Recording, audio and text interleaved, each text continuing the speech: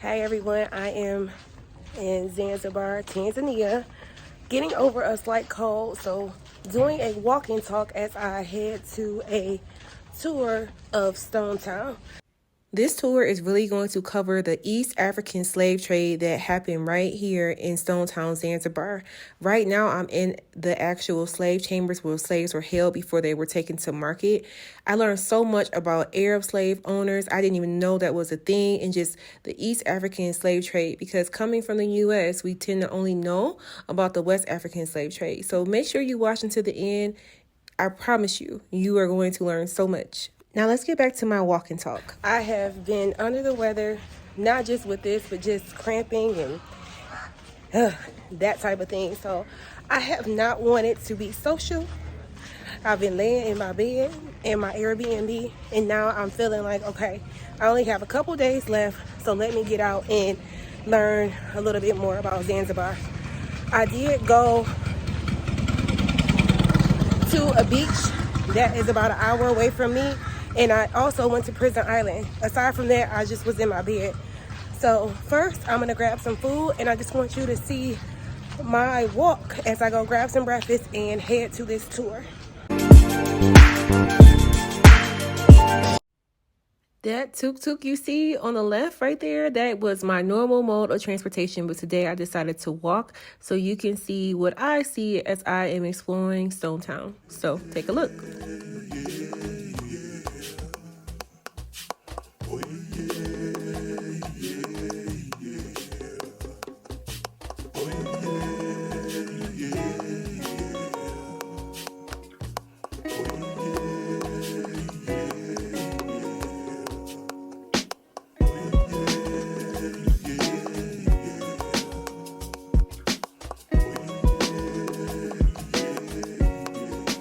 This restaurant has pretty good food. I just grabbed a smoothie, a donut, and a samosa, and then I headed to meet up with my tour guide.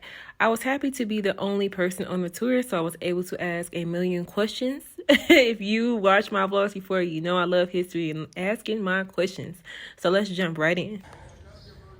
So where are we right now? What is this like amphitheater kind of style represent? This is the new amphitheater. Was added later. It was in 1994, just new. But the fort around the fence is the old one. So Okay. this is what used for the music because the fort now it's a headquarter of Zanzibar International Film Festival. Okay. That every year in July it takes place here. So the fort also in every year in February we have the music festival that we call is Sauti za Busara, which means sound of wisdom. Also in August every year we have a reggae festival. So I came at the wrong time. Basically, I shouldn't have came in November. I should have been coming in other months.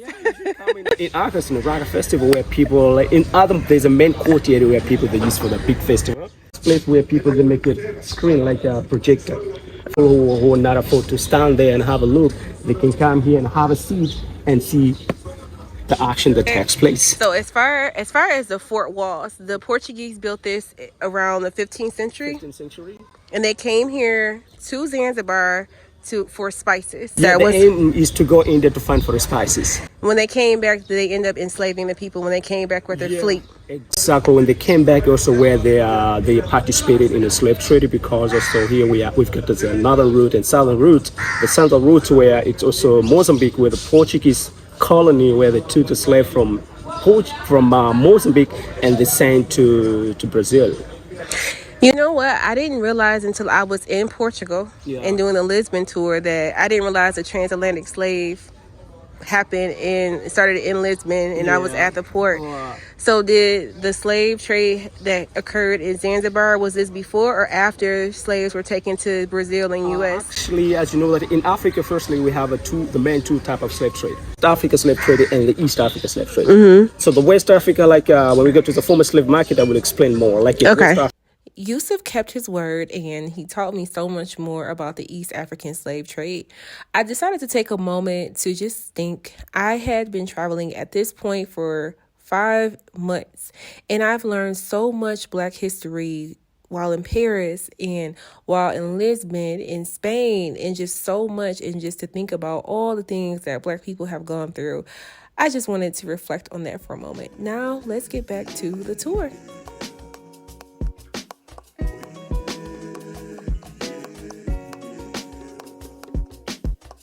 If you love watching travel vlogs like this one and getting tips on personal finance, then go ahead and hit that subscribe button so you won't miss a video when I drop it. To expand, if you see this board, there's a different layer. The first layer was built by the Portuguese, and the second layer was aided by Arab against Portuguese invasion, because they thought the Portuguese come back again and revenge. That's why they protect and expand and enlarge against Portuguese. Were they protecting against Portuguese and slavery, or were they a part of the problem? At the end of the 1600s, the Arabs took control of Zanzibar from the Portuguese. But it's not like when they took control from the Portuguese that slavery ended. Oh no, it began ramping up.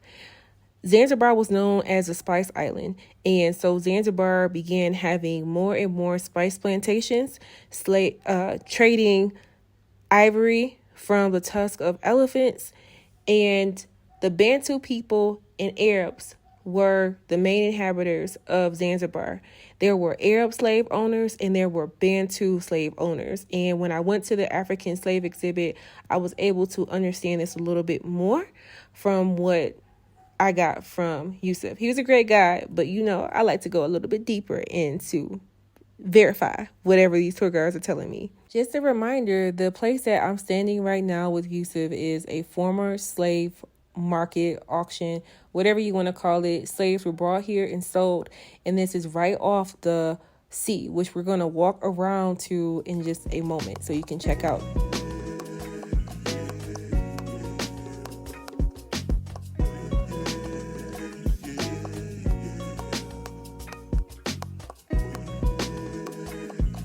Prison island because it was belonged to the Arab, and Arab wanted to use as a prison for disobedient slave, but later on was never used as a prison, and I used as a quarantine station for those who are affected from smallpox and yellow fever.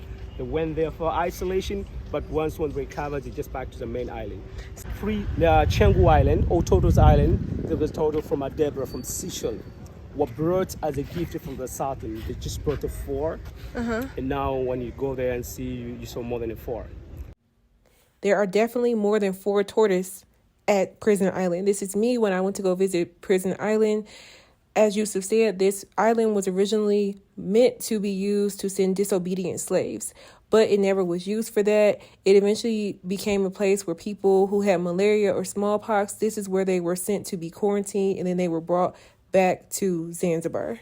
That island we call it Grave Island, or we call it Cemetery Island. There's a grave, but before the French, where they used to keep their slave there before take them to the French colony, like before taking them to the Union Seychelles. When they bought the slave from the market, they just brought them there and waiting for the boat that takes them to the Sultan family. From the first one to the last one, they lived in that palace. And the Sultan moved his capital from Muscat, Oman, to Zanzibar in 1840. Yusuf is taking me to where one of the last sultans of Zanzibar lived. This house right here, I guess you can say mansion, kingdom, I don't know, but we are walking up to it. And the sultan actually moved the capital to Zanzibar to be right off the port. And the sultans reigned, meaning over slavery and everything in Zanzibar, to the end of 1800s, when Britain came to say that basically slavery is bad, but it never really ended just as easy as it sounds. So I'm not going to go into too much history about that, but in short, the sultans reigned for almost 200 years. They took over at the end of 1600s and reigned until the end of the 1800s. We get up close to this door because Yusuf is explaining to me the importance of the door to an Arabic household or a Sultan household, and the signage or some of the signs on this door means slavery or fishing. And the door is actually built first before anything else in the house. Isn't that crazy? Now on to the next spot. This is actually the inside. We're going inside the former Sultan's home.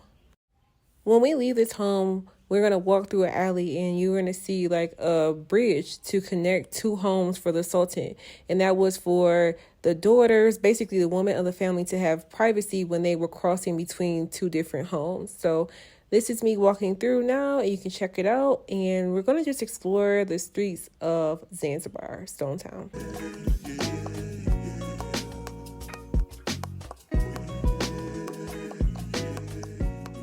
Two churches, Anglican Church and Catholic Church, and more than 50 mosques in Stone Town.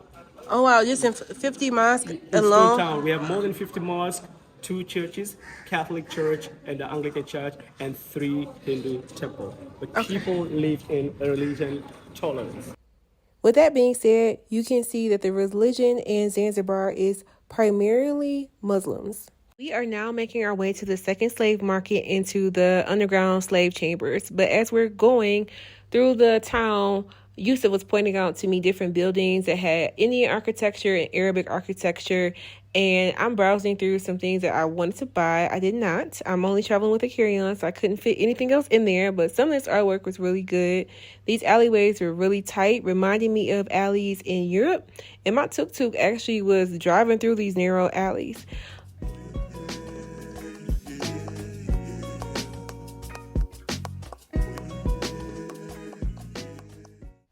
How would you like deep fried cornflakes at your birthday party? Yes, some of this is deep fried cereal that is used at birthday parties apparently.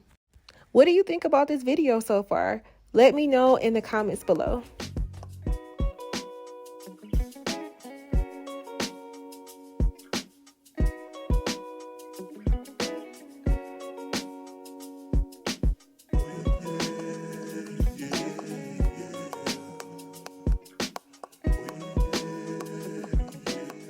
What is this? Okay, the jackfruit. Okay. Would you like to try? Yeah.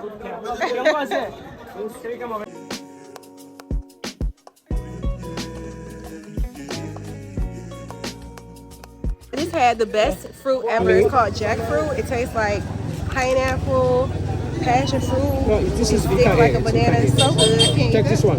Look at me eating this. Well, I'm trying to eat and record.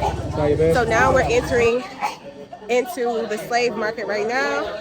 I have the best tour guide ever, Yusuf. He's been taking pictures and video of me, but now we're going to see where slaves were actually like sold off before they went to the one part and see where they were held and all that stuff. And I did not realize that how much Arabs had slaves or influence in Zanzibar. So I'm learning a lot today. Here right now is a former slave market where the slave were used kept. So in this area, we're going to see the 4 sections. The first one is the slave monument, where we're going to see the statues of the memory of slave. And the second place that we are going to the church, where before it used to be the market before built. And after that, we're going to see a chamber, the slave chamber, underground slave chamber. It's over there that we're going to see it. And after the chamber is going to be the time for the exhibition, for the museum, where you can have a chance, take a picture, read, video, and stuff. Okay, thanks. Out of soda from the sky.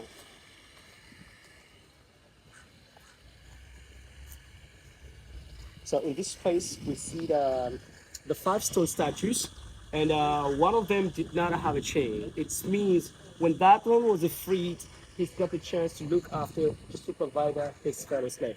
So he's just like a monitor.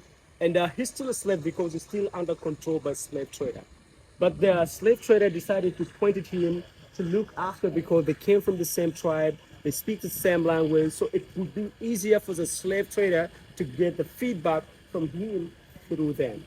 But now it's a memory for those slaves who were sold here, and also is a memory also for the new generation. If they want to come here for starting tour, they can get to know easily by seeing this image before explaining them.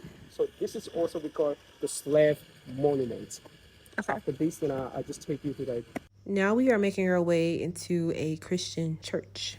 So one thing that comes up in America a lot is, for Black Americans, is, oh, Christianity is a white man's religion, and we had our own religion in Africa. And I'm realizing that, and just so y'all know, I have a video coming on that in Egyptian Christianity. But I'm curious, now that I'm seeing like Arabs were so heavily involved in East Islam, Africa, and now the predominant religion here is Muslim. Did that become the majority for the Africans here because of this history of slavery? Well, you know what? Some people, you know, when the Arab came here first, also they were introduced a religion. And because the Arab came first here, and also they were just firstly to introduce religion. Even for the Christian, they started with the mainland. Like we had the missionary. The missionary, they came here for their aim first is to spread religion and spreading Christianity. And also it's also one of the reasons also to come to stop slave trade. Because also they were participated, especially on taking those people in the village, try to convince them and bring them to their religion. But the other people, they became a Christianity, and the other people, they became Muslim. Other, they became Muslim because of their followers from their parent, the generation. And other people also, they just invited. It's going to be bad because my mom gave me this. We have something we do, not religion, we do it culturally. Like in our normal, 1873, this church was built. But before that, it was an open air slave market. Yeah, an open air slave market where the auction used to be here. And the slave was sold in that area. So was the formation of this church, so the church came in 1873. Yeah. Is that when the ceiling was added? Or was this foundation, like how old is this foundation? Like were those steps where slaves actually stood on their steps? Yeah. So here before it was not like this area, only a plain, like a small hut, surrounding small huts were just surrounded here. And after the slave trade stopped here in 1873, so we had an explorer known as Dr. David Livingstone. They say that he's the one who inspired the foundation of the church, who the one who put pressure to the Sultan to stop slave trade. The same year when the slave trade stopped, in the same year this church built, and the same year Livingstone died. So he was an explorer. But his aim was sent in Africa to find the source of the River Nile. But when he reached here, he changed his mind and he became an anti-slavery. Now we are headed to the underground slave chambers. My dear, Okay. I'm going to show you the two examples of slave chambers. One, they use an example of slave chamber.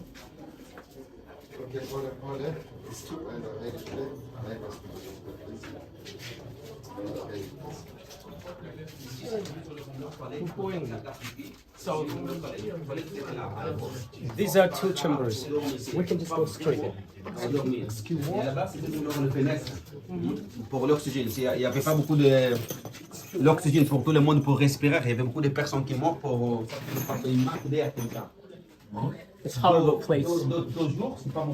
In this chamber, they used to keep for the 75 for women plus kids. Can you imagine that time there was no toilet, there was no ventilation, there was no light? How people are going to survive here? And they kept them here for 3 days, and then they brought them to the auction. If nobody bought, they have to back again here. So most of them suffocation from malaria, from cholera, from starvation, from diarrhea. Look at that window. This is the same for ventilation. How can they get the ventilation? It was so narrow. Yeah, women plus children, and children are innocent. How can they keep? And look at this. And not so high, people will not stand properly. They could sit like this. How 75 people sit like this? Diarrhea, starvation, it was so horrible. They what kept them here, then they brought them to the auction. If nobody bought, have to back again here. The area where the amphitheater where we were at, that big open field. Yeah, open field in that big church where it used to be. Yeah, they started here and then they went there. Yeah, they're here, they're keeping as a store them, and later on they brought them to the auction. If nobody bought, they have to take them back here. And some of them, they're not sold. But some are, they have their own place where they used to keep for the slave. But can you imagine how 50 people are going to stay here? Yeah. Imagine now we're two, how do you feel? You feel like horrible. Yeah. You're not breathing well, you're sweating. How are you going to stay for 2 to 3 days in this place like that? Yeah. And while there was no toilet, how can they? There was no light. Here it's very horrible. So this is how people that say it's just like an example. Most of the slave traders, they have their own place where they used to keep for their slave. And like in the north, in Numu, there's a typical, in the way to go to Numu, typical slave chamber where the slave went there for smuggling. They used to keep also in arms. It's just like a harbor. It was torture. It was brutality. So you can just have a seat, and next I will show you the next room where they say for the 50 men. So this is where the women were? This is they say they just keep for the women plus kids, and there are 75 beds. Okay. Okay. In these rooms where they used to keep for the men, there are 55-0. That's why you see how small it is. It's very, very small, and then look at that. They have bigger windows, it seems like. Only 2 windows, but also most of them, if you keep. I am in the holding cell for the men slaves, and about 50 men were kept in here. There's no bathrooms in here, and it reminds me of the exhibit at Charles H. Wright Museum in Detroit. I went there a while ago, and it was like a reincarnation, not reincarnation, but it was like an exhibit or recreation of like the slave ships, and it reminds me of that. But this is where they actually were, and it hits a little bit different. I'm learning a lot today. Did not know how involved Arabs were in the slave trades. The sultans were a part in like holding slaves and doing all of this. So a lot of that we do not learn in U.S. American history. We learn about the Western African slaves, but not the Eastern African slaves. So I got a lot of information to drop in here. I learned a lot from the East African slave trade exhibition. One of those things being that Swahili is actually an ethnicity in addition to being a language. I also was able to place faces to the slave owners, the black slave owners. The Yao tribe was one of the most powerful tribes in Southeast Africa and were business partners to the Arab slave owners. When slavery was abolished, it was noted that some Yao people did not want to claim that they were Yao. They didn't want to speak the language because of the history of the Yao tribe owning slaves. Not sure how true that was, but that is something that I read in the museum. This is one of the most powerful sultans, Rumalesia. Not sure if I'm saying that correctly. The sign noted this as Muscat Arab slave owners and Persian slave owners. And here's me, your historian for today. I had so many thoughts after this tour that my tour guide, he even said, "Are you okay? Are you mad?" I'm like, "No, I'm not mad. I'm just thinking about everything that Black people have gone through, like all parts of Africa being brought all over the world to become slaves. And it's not like it was just outside people as well. It wasn't like it was just white people or Arabs or anything like that. There were Black slave owners, which I knew prior to this tour.